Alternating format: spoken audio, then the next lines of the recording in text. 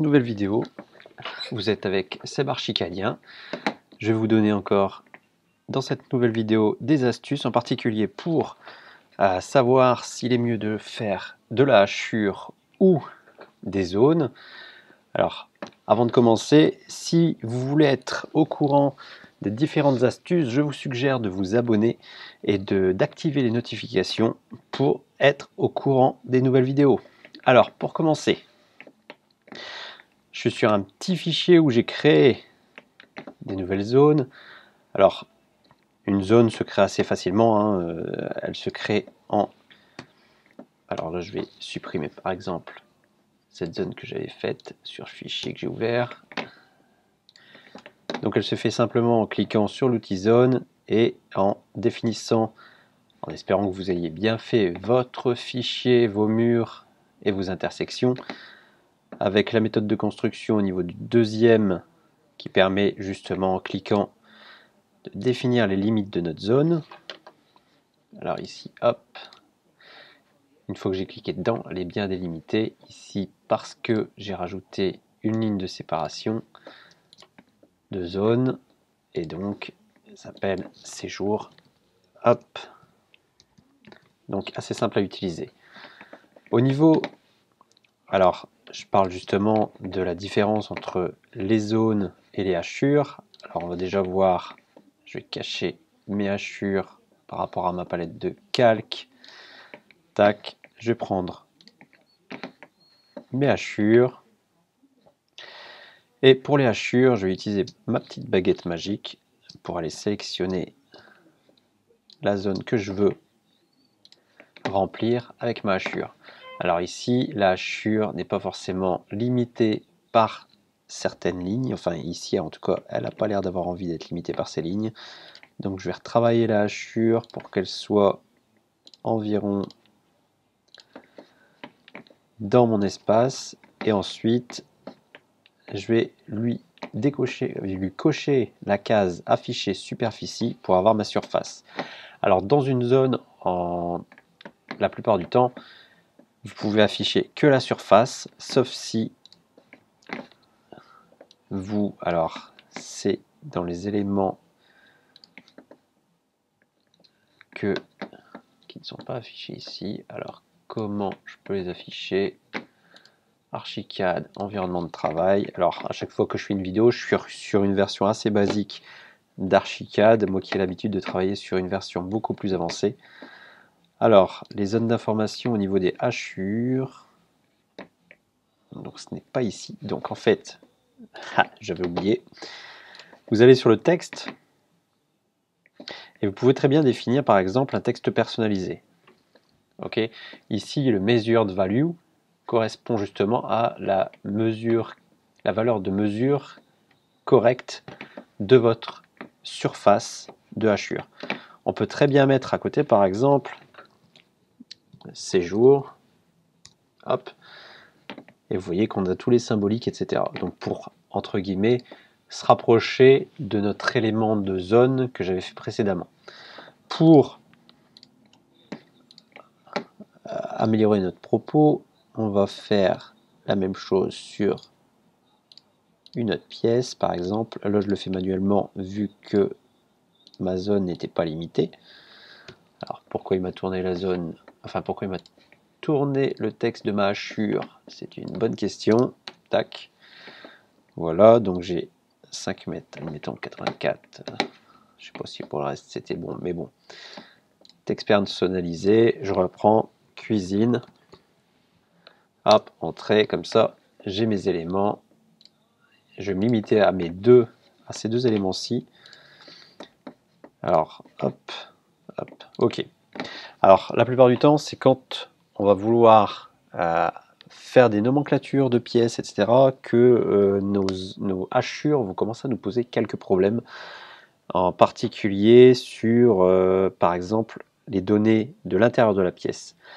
Alors si je fais revenir mes zones, alors tac, je vais sélectionner ma zone, tac, dans mes données zone, je peux avoir différents éléments d'afficher en fonction de l'échelle, mais aussi en fonction de ce que je lui demande de faire apparaître en fonction de cette échelle. Ici, par exemple, on a un contenu au 1/50e.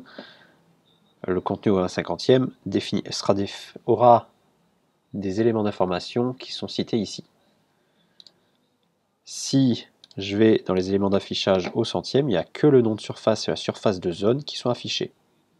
Comme ici, vu que je suis sur un plan qui est au centième, il n'y a que ces éléments qui sont affichés. Si je passe sur un plan, on va le voir tout de suite, si je passe sur un plan qui est au 50e, toutes mes informations, j'aurai toutes les informations affichées dans ce que j'ai défini dans ma zone qui seront affichées à l'écran. Donc ici, vous voyez que je peux avoir des données de surface, de sol, de mur, de plafond, que je définis en amont dans les zones ou que je peux gérer aussi en fonction des matériaux. Alors, je vais retourner au centième, tac, pour que visuellement ce soit plus simple. Et au niveau de la hachure ou de la zone, il y a un élément qui est assez utile quand on est surtout dans les zones, dans les options de configuration des nomenclatures. Dans ces options de configuration, alors je vais en créer un nouveau. Je vais mettre par exemple hachure.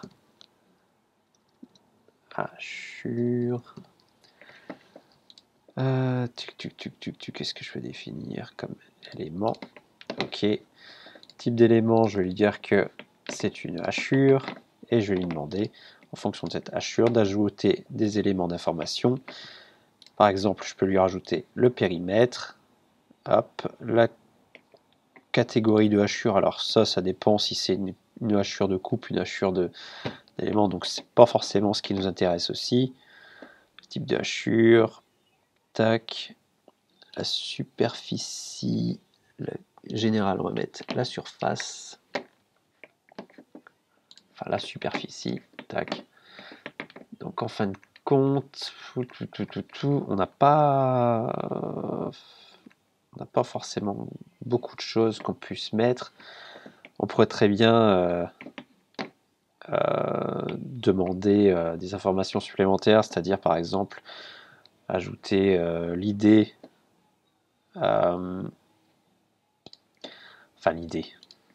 Le truc, c'est que l'idée, les propriétés qui sont en haut à droite ici, par exemple, là d'ailleurs mon écran n'est pas assez grand pour voir le reste de mon texte, mais je peux très bien définir d'ajouter cette idée. Alors, je ne l'ai pas non plus au niveau des autres éléments, donc dans la hachure, je suis quand même un peu limité par tous ces éléments qui me manquent. Ok, enfin là j'ai mis, je vais effacer ça, tac. Donc je demande une somme par exemple, et que ce soit, je peux même, si je demande, je peux même pas, je vais pas demander que ce soit rangé par le périmètre de hachure, mais bon. Ok, dans ce cas-là, je peux ensuite définir une nomenclature par rapport à les autres nomenclatures. Je l'ai appelé comment? Hachure, il me semble. Bon, hachure, nouvelle configuration apparemment. Ok, je l'ouvre et voilà à quoi on arrive. Une fenêtre avec la périmètre de hachure et une superficie. Alors là, je me demande énormément à quoi ça correspond. Alors c'est sans doute parce que j'ai pas défini ma hachure. Je vais ajouter un critère par rapport à mon type. Alors, par rapport à mon calque, déjà par exemple, vue modèle, calque, ajouter. Et on va définir celui qui est sur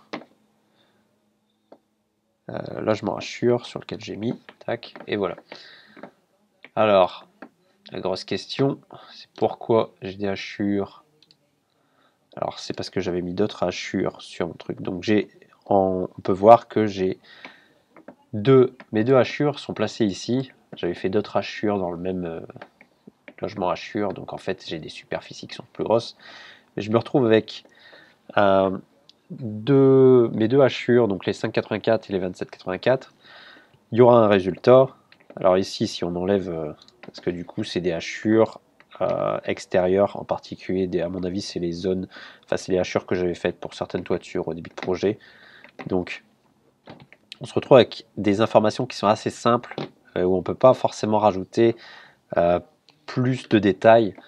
Tandis que si on part, par exemple, nouveau,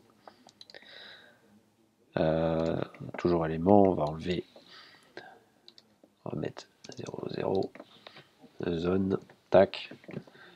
Ok, on va faire type d'élément zone. Ces zones, comme logiquement j'ai des zones que dans mon logement, je vais laisser ces éléments, mais je vais rajouter des champs au niveau des critères. Donc pour ces critères, je vais mettre par exemple, alors hop, au niveau des zones, je peux définir la catégorie de zone, je peux définir le numéro de zone, je peux définir le nom de zone, alors nom de zone, tac, ok. Ensuite je peux définir les différentes superficies qu'il y a dans ces zones. Tac, alors superficie calculée par exemple. Ok, je peux définir aussi, comme sur les autres éléments, les périmètres, le périmètre net de zone, le périmètre de mur, et tout plein de petits éléments qui me permettent de connaître beaucoup plus ma pièce et les informations qui s'y collent. Hop, ok. Donc ici par exemple, je me retrouve avec des informations, tac, de catégorie de zone, donc mes zones qui sont rangées par type de pièce, donc jour, nuit, pièce d'eau, ok. Et ensuite, les numéros de zone, alors je peux très bien définir, on va enlever le numéro de zone qui ne nous sert pas à grand chose, tac. Par contre, je vais demander un calcul de superficie, tac, et je vais ranger mes éléments. Alors la catégorie de zone là, tout de suite, admettons, on va quand même l'enlever, on va ranger, hop, voilà.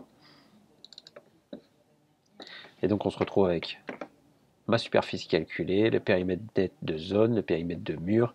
On pourrait même définir un petit peu, demander autour quel est le périmètre de mur, mais quels sont les types de murs qui l'entourent, etc. Donc voilà pourquoi il vaut mieux utiliser l'outil zone que l'outil hachure, car dans tous les cas, au bout d'un moment, vous allez être un petit peu limité par l'outil hachure qui vous permet juste d'avoir, entre guillemets, parce que même là, on ne pouvait même pas afficher le nom de ma surface, enfin le nom que j'avais mis sur ma hachure. Donc c'est très très très limité. Et à long terme, au fur et à mesure de votre projet, vous serez forcément amené à du coup refaire des zones à la place de vos hachures. Donc c'est pour ça que je vous conseille largement de commencer par des hachures plutôt que des, enfin commencer plutôt par des zones plutôt que des hachures. Voilà. Je vous remercie d'avoir regardé cette vidéo jusqu'au bout. Si vous voulez être au courant des différentes vidéos d'astuces que je mets au fur et à mesure sur ma chaîne, vous pouvez vous abonner sur le petit bouton en bas à droite, activer les notifications et je vous dis à la prochaine pour une nouvelle vidéo d'astuces.